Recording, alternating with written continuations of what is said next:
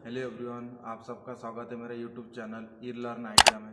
आज हम बात करने वाले, जैसे मेरे पीछे देख रहे हैं कि ड्रिल मशीन है, तो इसके बारे में पूरी जानकारी देंगे कि इसमें कौन कौन से पार्ट्स होते हैं, कौन कौन से पार्ट्स का कौन कौन सी वर्किंग है, वो उसके बारे में पूरी जानकारी। या फिर यहाँ पे भी और दो बाकी ड्रिल मशीन है, ये कौन से टाइप की ड्रिल मशीन है, बाकी कौन से टाइप की ड्रिल मशीन रहते हैं, इन सब के बारे में पूरी जानकारी आज हम देने वाले हैं। या फिर जो ड्रिल मशीन के में जो गियर सिस्टम होते हैं, उसको मतलब जो बैक गियर मैकेनिज्म होते हैं, उनको कैसे एंगेज किया जाता है, इनको सबको प्रैक्टिकली हम प्रूव करके दिखाने वाले हैं कि जो बैक गियर है उसे मैच करके दिखाने वाले हैं और उसको चालू करके भी दिखाने वाले हैं। तो स्टार्ट करते हैं पहले वीडियो, जो अपना जो ड्रिल मशीन है इनके पार्ट्स के बारे में। तो सबसे पहले बता दूं कि ये जो ड्रिल मशीन है, ये पिलर टाइप ड्रिल मशीन है, पूरी पिलर टाइप, और दूसरी रहती है बेंच टाइप। जैसे इधर आप देख सकते हैं, एक स्टैंड के ऊपर दूसरी ड्रिल मशीन रखी है, तो इसे बोलते हैं बेंच टाइप। मतलब दोनों में फर्क क्या है? दोनों में फर्क इतना है कि ये स्टैंड के ऊपर फिट है और ये डायरेक्ट अपने पिलर के ऊपर ही खड़ी है। तो ये फर्क दोनों में है। जो ये इसकी पिलर है, तो इसकी पिलर की लंबाई कम है, इसलिए ये बेंच टाइप है, और इसकी जो ये पिलर है, ये पिलर की लंबाई ज्यादा है, इसलिए ये पिलर टाइप है। यही फर्क है दोनों में, बेंच टाइप ड्रिल मशीन और पिलर टाइप ड्रिल मशीन में। ये बात ध्यान में रखना है कि अगर किसी ने पूछा कि पिलर टाइप ड्रिल मशीन और बेंच टाइप ड्रिल मशीन में क्या फर्क है, तो हमें क्या बताना है कि bench type drill machine stand के ऊपर फिट रहता है और इसकी पिलर की लंबाई कम रहती है, और जो पिलर टाइप ड्रिल मशीन है जो अपनी ये वाली, उसकी पिलर की लंबाई बहुत ज्यादा होती है और उसको फिट करने के लिए स्टैंड की जरूरत नहीं पड़ती है। तो अभी ड्रिल मशीन के एकदम नीचे से स्टार्ट करते कि ये है अपना बेस, जिसके ऊपर ये अपना रेक्टेंगल डायग्राम है, मतलब प्लेट है जिसके ऊपर ड्रिल मशीन पूरी खड़ी है, इसे बोलते हैं बेस। उसके बाद ये है अपना पिलर, उसके ऊपर पिलर के ऊपर आता है ये जो गोल सर्कल वाला एक राउंड प्लेट लगा है, इसे बोलते हैं वर्किंग टेबल। वर्किंग टेबल मतलब जब हम ड्रिल मशीन के ऊपर काम करते हैं, तो यहाँ पे मशीन वाइज या फिर जो जिसके ऊपर हमें ड्रिलिंग करना है उसको इस टेबल के ऊपर रखा जाता है, इसलिए क्या बोलते हैं इसे वर्किंग टेबल। उसके थोड़ा ऊपर आते हैं, उसके थोड़ा ऊपर आने के बाद क्या दिखता है हमें, यह है ड्रिल चक, जिसमें हम ड्रिल को फिट करते हैं, उसे क्या बोलते हैं ड्रिल चक। इसमें 13 mm तक ज्यादा, इसकी सबसे ज्यादा मैक्सिमम जो ड्रिल का mm में फिट कर सकते हो उसे, वो है अपना 13 mm। उसके बाद ड्रिल चक कहाँ पे बैठा है, यहाँ पे जैसे मैं अभी इसको निकाला, ये जो अपना थोड़ा चमक रहा है स्टील कलर के, इसे बोलते हैं स्पिंडल। इसके अंदर ये वाला पूरा भाग क्या है, स्पिंडल। ये जो यहाँ पे एक ये यू ग्रू कटे है, यहाँ पे ड्रिल ड्रिफ्ट को बिठाया जाता है। मतलब ये जो है अपना, ये है ड्रिफ्ट, मतलब ड्रिल चक को अगर निकालना है तो यहाँ पे इसको फिट करके हैमरिंग करके फिर इसके बाद ड्रिल चक को निकाला जाता है। कब निकालता है, जब अगर हमें सपोज अगर हमें ड्रिल मशीन के ऊपर 13 mm से ऊपर के ड्रिलिंग करना है, तो उस समय ये ड्रिल चक की कोई जरूरत नहीं पड़ती। उस समय स्लीव और जो साइज का ड्रिल रहता है उसी का ही उपयोग किया जाता है। तो उस समय क्या करते हैं, जो ड्रिल ड्रिफ्ट है, ड्रिफ्ट की सहायता से यहाँ पे जो यू मैंने होल दिखाया था, यू स्लॉट, उसमें ड्रिल ड्रिफ्ट को बिठा के हैमरिंग करके ड्रिल चक को निकाला जाता है। उसके बाद क्या है, इस साइड में हम थोड़ा इस साइड में आ जाते हैं, तो यहाँ पे एक लॉक सिस्टम दिखाया है। मतलब ये इसमें क्या होता है, जो अपना स्पिंडल है, स्पिंडल को हमें अगर कहीं पे स्टॉप करना है तो इसके सहायता से ऐसे टाइट लॉक करके ये वाले हैंडल को, मतलब ये जो लीवर, इसको लॉक करने से क्या होता है, स्पिंडल लॉक होता है। मतलब जहाँ पे अगर हमें कहीं एक जगह पे रखना है तो उससे ये लॉक किया जाता है। कब, और इसकी जरूरत कब पड़ती है हमें, जैसे कि यहाँ पे अपना मैंने अभी बोला था कि ड्रिल चक को अगर हमें निकालना है, तो उस समय एक जगह पे उसको थोड़ा नीचे निकालने के बाद उसे लॉक करके फिर ड्रिल ड्रिफ्ट की सहायता से निकाला जाता है। और बाकी टाइम अगर हमें जरूरत नहीं तो उसे ढीला करके छोड़ देते हैं, जैसे ये ऊपर अपने आप चले जाता है। उसके बाद इस साइड में क्या है, ये हैंडल है, इसे बोलते हैं फीड हैंडल। फीड हैंडल क्यों बोलते हैं, जब हम ड्रिल मशीन के ऊपर ड्रिलिंग करते हैं तो ड्रिल को जब ये इस हैंडल से फीड दिया जाता है, फीड मतलब जिससे उसकी कटिंग होती है, मतलब डेप्थ ऑफ कट मिलती है उसे, इसलिए इसे क्या बोलते हैं फीड हैंडल। और यहाँ पे देख सकते हैं कि एक शाफ्ट है, मतलब जिसके ऊपर थ्रेड कटे हुए है और उसके ऊपर 2 नट है, और यहाँ पे मार्किंग की हुई है 1 2 3 4 5 6 7 8, यहाँ पे ऊपर 15 16 तक है। मतलब ये एक फीड लिमिट का है, शाफ्ट है। फीड लिमिट कैसे, जैसे अगर हमने इसको 15 सेंटीमीटर में सेट किया, मतलब कितना हो गया 150 mm, तो ये क्या करता है, जैसे हम यहाँ पे ऐसे ड्रिलिंग फीड हैंडल से फीड देंगे तो वो जहाँ पे हमने ये सेट किया है लॉक नट, वो वहाँ पे वहाँ तक ही नीचे जाता है, मतलब डेप्थ ऑफ कट वहाँ तक ही मिलता है, इसलिए इसे फीड लिमिट भी बोल सकते हैं। उसके बाद थोड़ा पीछे आने के बाद हमें क्या दिखता है कि यह मोटर है, मतलब ड्राइविंग मोटर, जो पूरे ड्रिल मशीन को घुमाने का मतलब ड्राइव देने का काम करता है। यह अपना ड्राइविंग मोटर, और जो ये अपनी पिलर टाइप मशीन है इसमें 3 फेज की मोटर लगी हुई है। और मोटर के ऊपर क्या लगा है, यहाँ ये जो ब्लैक कलर का दिख रहा है यह है वी पुल्ली। वी पुल्ली क्यों? क्योंकि इसका आकार वी आकार है, और इसमें जो लगने वाले बेल्ट है पावर ट्रांसमिशन करने के लिए वो भी अपना कौन सा बेल्ट है, वी बेल्ट है। इसका आकार जैसे हम अभी ये कवर मतलब गार्ड को निकाल के भी दिखाने वाले हैं, तो ये है अपना वी बेल्ट, जिसकी ये जो वी की आकार है इसका एंगल रहता है 40 डिग्री। इसमें कौन सा, जैसे ये ड्राइविंग मोटर है और ये अपना वी पुल्ली है, वी पुल्ली के ऊपर क्या लगा है, वी बेल्ट। जैसे अपना ये गार्ड लगा है, मतलब यहाँ इसके अंदर मैंने जो सादा ये है अपना पिलर टाइप ड्रिल मशीन है, और ये इधर का भी अपना पिलर टाइप ड्रिल मशीन है, लेकिन दोनों में फर्क थोड़ा अलग फर्क है इसकी वर्किंग सिस्टम में। इसमें बैक गियर मैकेनिज्म है और इसमें बैक गियर मैकेनिज्म नहीं है। तो अभी ये गार्ड के अंदर बैक गियर मैकेनिज्म है, जो मैं आपको लाइव दिखाना चाहता हूँ। मतलब बैक गियर मैकेनिज्म किसे बोलते हैं ये भी अभी हमें पता चलेगा। जैसे गार्ड हमने निकाल दिए, गार्ड निकालने के बाद आप देख सकते हैं कि इसमें गियर लगे हैं, ये गियर है, 2 गियर है और ये 3 गियर है। तो और ये जो पीछे का जो शाफ्ट है ये एक्सेंट्रिक शाफ्ट है, इसके ऊपर 2 गियर लगे हैं, ये एक गियर है और ये दूसरा गियर है। तो ये जो पीछे का पूरे गियर सिस्टम है इसे बोलते हैं बैक गियर मैकेनिज्म। और बैक गियर मैकेनिज्म का कार्य क्या रहता है, मेन एकदम पर्पज रहता है, ये लेथ मशीन में भी रहता है, अपना जो कौन पुली हेड स्टॉक रहता है उसमें भी बैक गियर मैकेनिज्म होता है। तो इसका प्रिंसिपल मतलब इसका वर्किंग का जो पर्पज होता है वो है जो अपनी स्पिंडल स्पीड है उसको रिड्यूस करना, मतलब कम करना, और लोड ज्यादा लेना, मतलब ज्यादा लोड से ज्यादा अगर लोड लेना रहा तो उस समय हम बैक गियर मैकेनिज्म को एंगेज करते हैं। लेथ मशीन में भी सेम पर्पज है, अगर स्पिंडल स्पीड कम करना है और हेवी लोड उठाना है तो उस समय क्या करते हैं, हम बैक गियर मैकेनिज्म को अटैच करते हैं। जैसे इसमें ये अपना जो पिलर टाइप मशीन है ये इसमें बैक गियर मैकेनिज्म है, लेकिन ये भी अपनी पिलर टाइप ड्रिल मशीन है, इसमें नहीं है। तो प्रोडक्शन लाइन में ये वाले मशीन का ही उपयोग किया जाता है। अगर हमें ट्रेनिंग सेक्शन में काम करना है तो ये वाले पिलर टाइप ड्रिल मशीन का हम उपयोग करते हैं। और जैसे बैक गियर है इसको हम अटैच कैसे करते हैं, मतलब ये जो सिंगल, इसमें 2 स्पीड है, सिंगल और डबल। मतलब अगर डबल मतलब जब डबल में लगाते तो उसको बैक गियर मैकेनिज्म को अटैच करते हैं, और सिंगल में वो फ्रीली घूमता है और स्पीड उसकी ज्यादा रहती है। जैसे अभी चालू करके दिखा रहे, अभी देख सकते कि यहाँ पे दोनों बैक गियर मैकेनिज्म अटैच है, मतलब पीछे का भी गियर घूम रहा है, और तो इसकी स्पीड कम है।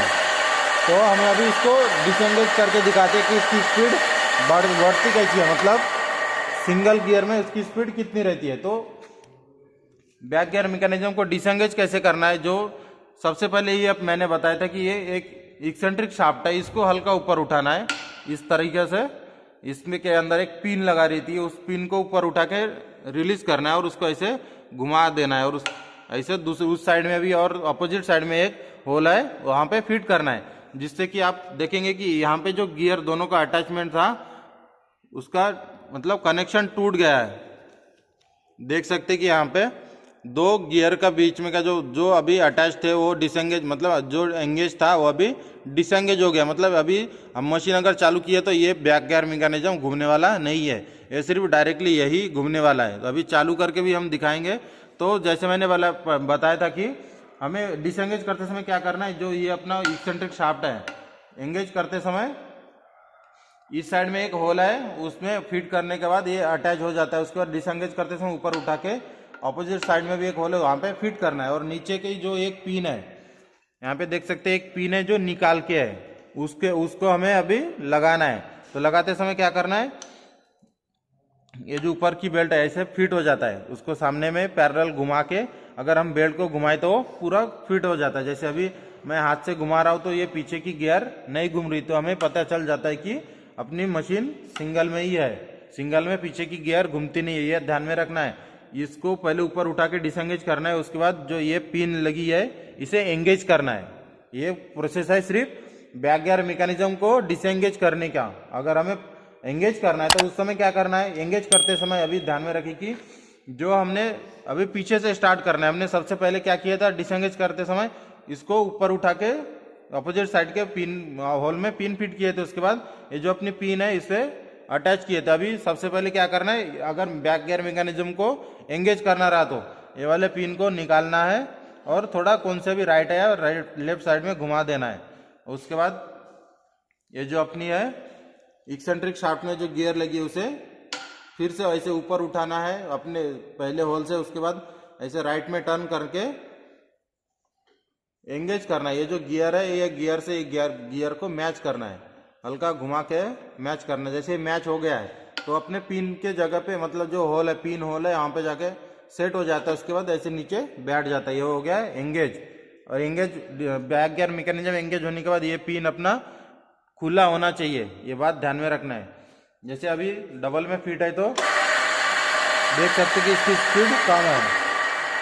तो हमें फिर से अभी और एक बार दिखा देते हैं कि सिंगल में कैसे किया जाता है। सिंगल में करते समय ध्यान में रखें, एक्सेंट्रिक शाफ्ट को हल्का ऊपर उठाए, अपोजिट साइड में घुमा दे, वहाँ पे एक पिन होल है उसमें फिट कर दे। और उसके बाद नीचे जो एक पिन होल है उसको हल्का ऐसा, यहाँ पे भी एक पिन होल है, होल में ये पिन को फिट बिठाने के बाद बेल्ट को हल्का घुमाए, अपने आप फिट हो जाता है। और जैसे सिंगल में मैंने बोला था कि सिंगल में इसकी स्पीड ज़्यादा रहती है, तो चालू करने के बाद अभी हमें पता चल जाएगा कि डबल में कितनी स्पीड थी और सिंगल में कितनी स्पीड है। जैसे यहाँ पे पता चल रहा है कि इसकी स्पीड बहुत ज़्यादा है अभी, क्योंकि हमने इसलिए सिंगल में अटैच किया है। उसके बाद और एक इम्पॉर्टेंट चीज़ है, इसमें देख सकते हैं कि ऊपर में एक शाफ्ट है और ये दूसरा शाफ्ट है। इसको ये दोनों शाफ्ट को किस नाम से जाना जाता है, ये अपना जो है मैंने अभी बोला था एक्सेंट्रिक शाफ्ट है जो बैक गियर मैकेनिज्म को अटैच है। उसके बाद ये जो है अपना कॉन्सेंट्रिक शाफ्ट है। एक्सेंट्रिक और कॉन्सेंट्रिक में क्या फर्क होता है, एक्सेंट्रिक शाफ्ट में एक से ज्यादा सेंटर होते हैं, उसकी जो सेंटर लाइन होती है वो एक से ज्यादा होती है, इसलिए उसे एक्सेंट्रिक शाफ्ट बोलते हैं। और कॉन्सेंट्रिक जो शाफ्ट होते हैं उसमें सिर्फ एक ही सेंटर होता है, इसलिए उसे कॉन्सेंट्रिक शाफ्ट बोलते हैं। और कॉन्सेंट्रिक में ये देख सकते कि यहाँ पे ये वाले शाफ्ट के चारों तरफ ग्रू कटे हुए हैं, तो इसे स्प्लाइन शाफ्ट बोलते हैं। ये कीवे कटे हुए है जिसे कीवे बोलते हैं, इसलिए इसे स्प्लाइन शाफ्ट के नाम से जाना जाता है। लेकिन है ये कॉन्सेंट्रिक ही, एक ही सेंटर है इसके। और जो कॉन्सेंट्रिक शाफ्ट होते हैं पूरे प्लेन होते हैं, अगर प्लेन रहता है उसे डायरेक्टली कॉन्सेंट्रिक शाफ्ट बोल सकते हैं, लेकिन ये कॉन्सेंट्रिक होने के बाद ये क्या है अपना स्प्लाइन शाफ्ट है, क्योंकि इसके चारों तरफ कीवे कटे हुए हैं। अभी देख सकते कि ड्राइविंग मोटर के ऊपर एक भी पुली लगी है और स्पिंडल के ऊपर एक भी पुली लगी है। ड्राइवर पुली के ऊपर जो पुली लगी है वो उल्टा है, मतलब उसकी स्पीड के मतलब स्टेप कैसी, नीचे से नीचे का डायमीटर कम है, उसके बाद थोड़ा बड़ा है, उसके बाद लास्ट का सबसे प्लस है। लेकिन स्पिंडल के ऊपर जो ये भी पुली लगाया है वो ड्राइविंग मोटर के पुली के अपोजिट है। इसका नीचे का ड्राइविंग पुली के जो ये भी पुली है उसका नीचे का डायमीटर कम है, इसका नीचे का डायमीटर सबसे ज्यादा है। ये दोनों का अपोजिट रहता है, मतलब एक दूसरे के अपोजिट रहते हैं, ये ध्यान में रखना है। और सबसे मेन बात इसमें क्या होता है कि ये ड्राइवर पुली है और ये ड्रीवन पुली है, मतलब इसे टेक्निकल में D1 भी लिखते हैं और D2 भी लिखते हैं। तो D1 मतलब क्या होता है ड्राइवर पुली, और D2 मतलब ड्रीवन पुली। ड्राइवर और ड्रीवन पुली में क्या फर्क होता है, ड्राइवर और ड्रीवन पुली में जो फर्क होता है वो होता है कि जो ड्राइविंग मोटर के ऊपर घूमता है उसे क्या बोलते हैं ड्राइवर पुली, और उसके साथ बेल्ट को जोड़ के पावर को ट्रांसमिट किया जाता है दूसरे जगह पे। उसके बाद बेल्ट के साथ जो घूमता है उसे बोलते हैं ड्रीवन पुली, मतलब मोटर के साथ जो घूमता है उसे बोलते हैं ड्राइवर पुली, और मशीन के साथ जो घूमता है उसे बोलते हैं ड्रीवन पुली। ये यहाँ पे देख सकते हैं ये मोटर के साथ जो घूम रहा है ये है ड्राइवर पुली। उसके बाद इस ड्राइवर ये अपने मोटर से इसकी पावर यहाँ तक ट्रांसफर करने के लिए किसका उपयोग किया गया है, वी बेल्ट, और बेल्ट के साथ जो पुल्ली घूमता है उसे बोलते हैं ड्रीवन पुल्ली। ये फर्क है, ये ध्यान में रखने वाली बात है, ड्राइवर पुल्ली किसे बोलते हैं और ड्रीवन पुल्ली किसे बोलते हैं। ये हो गया स्टेप के पुल्ली के बारे में। उसके बाद जो इसमें अगर हमें सिंगल, जो अभी सिंगल मैंने बताया था सिंगल और डबल, और सिंगल में भी अगर हमें स्पीड कम करनी रही तो कैसे करते हैं, तो सिंगल में हमें स्पीड कम करनी रही तो ये जो बेल्ट है यहाँ पे देख सकते हैं कि 4 स्टेप दिया है, 1 2 3 4, तो ये ऊपर में से सेकंड लास्ट स्टेप में है, इसलिए वो स्पीड ज़्यादा है। और थोड़ा ऊपर स्पीड, इसको अगर ऊपर वाले स्टेप में लगाएंगे तो उसकी स्पीड ज़्यादा हो जाएंगी, और सबसे ज़्यादा स्पीड इसकी ये चौथे स्टेप में है। मतलब स्पीड बढ़ाते समय हमें ध्यान में रखना है कि जो ड्राइवर पुली है, ड्राइवर पुली के ऊपर वाले एकदम लास्ट वाले स्टेप में, मतलब जो ज़्यादा डायमीटर है उसमें अगर हम बेल्ट सेट किए तो मशीन की स्पीड सबसे ज़्यादा रहती है, और सबसे नीचे वाले स्टेप में अगर हम सेट किए तो स्पीड कम रहती है। क्योंकि जब हम मशीन को चालू करते हैं तो स्पिंडल के साथ जो ड्रिल चक लगे रहते हैं, तो स्पिंडल के साथ में जो पुल्ली है इसकी स्टेप के ऊपर स्पीड डिपेंड करता है। अगर इसकी बड़ी डायमीटर में रहा तो स्पीड कम है, इसकी छोटी डायमीटर में बेल्ट हम सेट कर रहे तो स्पीड ज़्यादा। और दूसरी एक बात, जैसे अगर हमें इसकी मशीन की स्पीड चेंज करनी है विदाउट बैक गियर को अटैच करके, तो हम कैसे करते हैं, तो कैसे करते हैं, यहाँ पे जो बेल्ट की स्टेप है, मैंने अभी स्पीड के बारे में बात की, तो स्टेप के बेल्ट को स्टेप के ऊपर चेंज करके हम स्पीड चेंज करते हैं। स्पीड चेंज करते समय और एक मोस्ट इंपॉर्टेंट बात ध्यान में रखना कि जब हम बेल्ट चेंज करते हैं तो जिस तरफ से बेल्ट की डायमीटर कम हो रही है उस तरफ का पहले हमें बेल्ट चेंज करना रहता। जैसे अगर हमें इसकी स्पीड कम करनी रही तो इसके नीचे का डायमीटर कितना है, मतलब बढ़ रहा है, और इसके नीचे पुल्ली के नीचे के स्टेप की डायमीटर कम हो रहा है, तो बेल्ट को चेंज करते समय इसमें क्या करना है, ये वाले जो डायमीटर कम होते जा रहे हैं उस वाले स्टेप में पहले बेल्ट को उतारना है। जैसे इस तरह से उतारना है और इस तरह से एंगेज करना है। ये कितना सिंपल, एकदम बहुत जल्दी हो गया। लेकिन अगर हम पहले बड़े डायमीटर में अगर बेल्ट चढ़ाने गए तो बहुत तकलीफ होती है और चढ़ता भी नहीं है। इसलिए ध्यान में रखना कि कभी भी बेल्ट को बदलाते समय जिस पुल्ली का डायमीटर कम होते जा रहा है जिस स्टेप के तरफ, उस स्टेप के तरफ हमें बेल्ट को पहले ये करना है, बदलाना है। जैसे अभी हम फिर से अपने जगह पे लगाएंगे तो इस साइड में क्या हुआ था, ऊपर में जब था तो नीचे के डायमीटर में कम हो रहा था, इसलिए हम पहले इस साइड को बदलाए थे। अभी हमें ऊपर करना है तो इसका डायमीटर ऊपर में बढ़ रहा है और इसका ऊपर डायमीटर ऊपर में कम हो रहा है, तो इस साइड में पहले चेंज करेंगे इस तरह से, और इधर का इस तरह से चेंज करना रहता है, जिससे स्पीड कम ज्यादा होती है। ये हो गया स्पीड के बारे में, ये पुली के बारे में पूरी।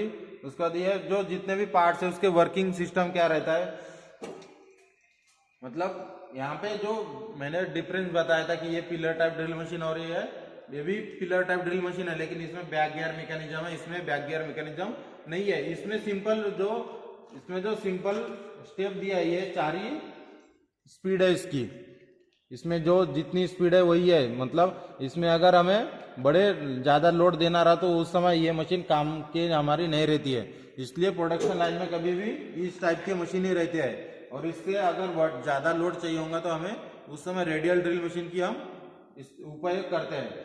ये हो गया पूरे ड्रिल मशीन के बारे में पूरी जानकारी। उसके बाद और थोड़ी जानकारी दे देता हूँ। जैसे मैंने ये वर्किंग टेबल बताया था, इसमें जो स्लॉट कटे होते हैं इसे कौन से स्लॉट कहते हैं, या फिर इसके नीचे ये भी, इसमें भी स्लॉट कटे हैं, तो ये कौन से टाइप के स्लॉट होते हैं। मतलब स्लॉट में भी अलग अलग प्रकार होते हैं। तो ये है यू स्लॉट, आप यहाँ पे देख सकते हैं कि ये यू के आकार है, मतलब यहाँ पे देखेंगे तो कैपिटल यू है, इसलिए ये यू स्लॉट है।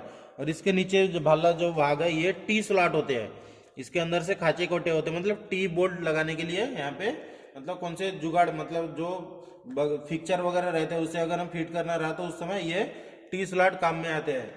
और यहाँ पे अगर कोई फिक्चर वगैरह बिठा के अगर हमें ड्रिलिंग करना है तो उस समय यहाँ पे भी ये क्लैंपिंग करने के लिए या फिर मशीन वाइज को क्लैम्प करने के लिए ये यू स्लॉट होते हैं। और इसमें और एक चीज रह गया है कि ये जो वर्किंग टेबल है इसके साइड में आप देख सकते हैं कि ये एक रैक है, ये इसमें जिसमें पूरे दांते कटे हुए हैं, ये है अपना रैक, जिसे रैक बोलते हैं। और ये जो हैंडल दिख रहा है आपको, इसके अंदर लगा है पिनियन, रैक और पिनियन, ये इसका वर्किंग सिस्टम है। जब अगर वर्किंग टेबल को हमें नीचे या ऊपर स्लाइड करना है तो इस हैंडल को घुमा के स्लाइड ऊपर नीचे करते हैं। तो इस हैंडल को घुमाने से पहले यहाँ पे देखेंगे कि इसको लॉक करने के लिए एक यहाँ पे भी एक लीवर लगा है। इसको अगर टाइट अवस्था में रहा तो इससे घुमाने से कोई फायदा होने वाला नहीं है। इसे अगर हमें वर्किंग टेबल को ऊपर नीचे करना है तो क्या करना है, सबसे पहले ये लीवर को डिसएंगेज मतलब रिलीज करना है, ढीला करना है। उसके बाद ये जो अपना हैंडल है इसे घुमाने का, अगर नीचे करना है तो नीचे होगा और ऊपर करना है तो ऊपर भी होता है, लेकिन मेन क्या है, इसे ढीला करना है नीचे ऊपर करते समय। उसके बाद जहाँ पे हमें सेट करना है, सेट होने के बाद इसको फिर से वापस टाइट भी करना रहता है। और ये जो मैंने बताया था रैक और पिनियन, तो रैक और पिनियन का काम क्या रहता है, रैक और पिनियन का काम रहता है लीनियर रोटरी मोशन को लीनियर मोशन में कन्वर्ट करना, रोटरी मोशन को लीनियर मोशन में कन्वर्ट करना। वो कैसे, वो भी मैं बताने वाला हूँ। जो पिनियन रहते हैं वो पिनियन गोल है, इसमें यहाँ पे एक शाफ्ट स्पिंडल है, इसके सामने एक गोल वाली गियर लगी है, मतलब उसके चारों तरफ डायमीटर में दांते कटे हुए हैं इस टाइप के। और ये अपना जो रैक है वो सीधा है, मतलब इसमें जो पिनियन है वो पिनियन गोल रहता है, पिनियन जो गोल रहता है वो एक गियर है, मतलब रोटरी मोशन है वो, मतलब पिनियन को अगर हम घुमाएंगे तो रोटरी मोशन को किस में कन्वर्ट कर रहा है, लीनियर मोशन में। जो रैक अपना है वो सीधा लंबा है, इसलिए इसका ये प्रिंसिपल क्या है, मतलब कौन से सिद्धांत में काम करता है। अगर किसी ने पूछा कि रैक और पिनियन का सिद्धांत क्या है, तो उसका सिद्धांत है रोटरी मोशन को लीनियर मोशन में कन्वर्ट करना। ये हो गया पूरे अपने ड्रिल मशीन के बारे में पूरी जानकारी। अगर किसी को कुछ ड्रिल मशीन के बारे में कुछ पूछना है तो हमें कमेंट सेक्शन में जाके पूछ सकते हैं, या फिर किसी को कुछ कौन से भी टॉपिक या प्रैक्टिकल रहे या थ्योरेटिकल रिलेटेड कोई भी क्वेश्चन रहा तो हमें डायरेक्टली पूछ सकते हैं। और वीडियो अच्छी लगी तो प्लीज़ अपने चैनल को लाइक करें और सब्सक्राइब करें।